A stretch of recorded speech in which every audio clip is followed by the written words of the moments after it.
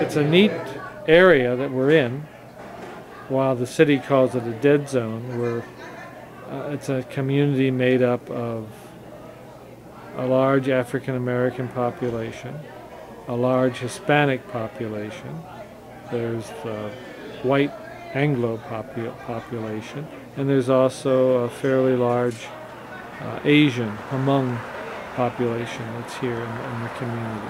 So it's a very diverse, exciting area to be in. The one thing that unites everybody together is the poverty, and that people are all low income. But it's not just one particular group, it's this kind of unique mix of all sorts of people with different cultures and ideas and coming together, and so it's an exciting place.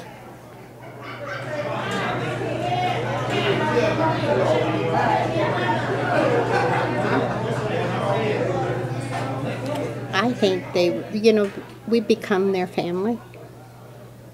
That when they've gotten married, they've come here afterwards. They've gone to the courthouse and they come back here and eat their lunch here. Or when someone is going to have a baby, they bring the ultrasound and show us right away. We have become the family they don't have, or the closeness and the support, that when there's a death, they're right here. And they would be lost, I think, if the center wasn't here. Yeah. So. And a lot of them have said, if it wasn't for this, I'd be dead. So. Sure.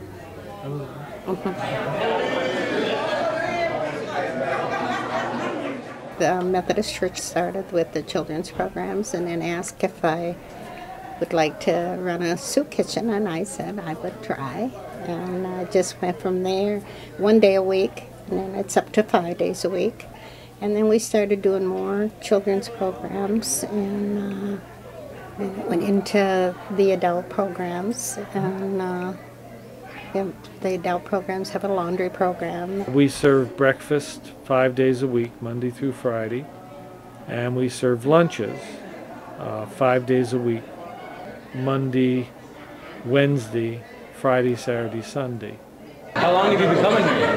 1984. 6 or 7 years. For years. Oh, about 20 years. I know for 4 or 5 years because I sat up here when we had our AA anniversary in the same room. Not all the time, but sometimes. Okay. I'm one of the old timers. Mm-hmm. Word of mouth gets out that I have people waiting to serve in the soup kitchen. And during the week, they have been here from the beginning, but every year they just want to continue. And then Sundays, that's just about a different group every Sunday. Mm-hmm. That counts. But there again, then the next year they want you to put them in for that too. With our meal programs, not counting the warming center, but with our other meals, our lunches, our dinners for the youth, and the breakfast, we were, I think, 97,000 is the meals that we served here. It's a lot of meals. I didn't think I would find myself in this position, and for them to come and treat me, I felt like I said, my hands felt dirty, they just like, go sit down and we'll serve. That turned me up. All I can say is when I let them sweep it, thank you for helping me, thank you. When they came here and was so kind to me, it broke me down. I can't believe it. They're like little angels, like their little wings is in their back. It's like, it's food with some love. Place of Hope is a program that began here at Baldwin, and it's a 3-month operation. We have it running in the coldest months of the winter, from January through March, and it's a warming center for anyone who needs a place to come in off the streets in the cold. Churches will come in, take a week, and they cook a meal for them at night, and then they get 2 blankets and a shower if they can take a shower when they come in like that, and then they get fed, and they're down for the night then.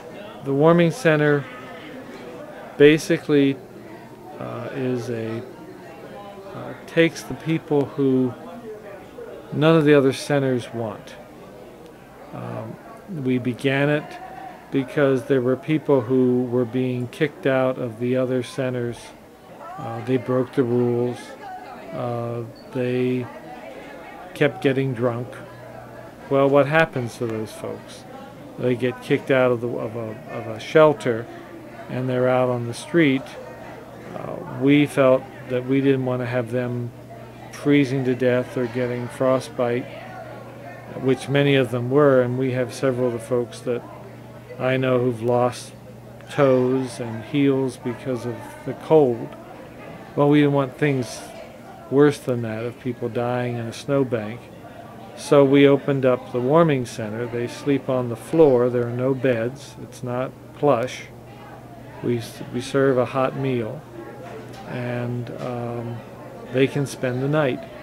And at 7 o'clock they have to leave after breakfast. You can't have a bed because then it becomes a shelter. Sure.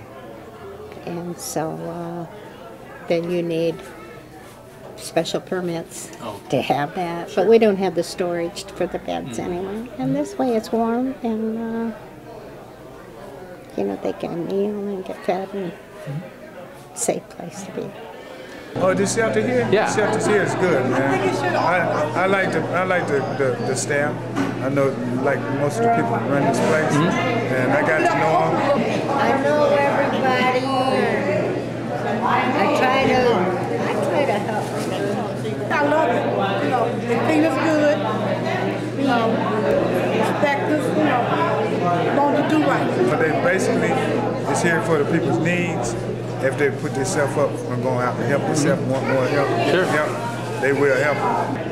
Okay. But I like it, because I love the people. I think the center has served as a real safety net for this community and a real place of hope and a safe place, particularly for the kids, where they can come and participate and have things to do in the community. If I could win the lottery, I would buy another building. Great. That's wonderful.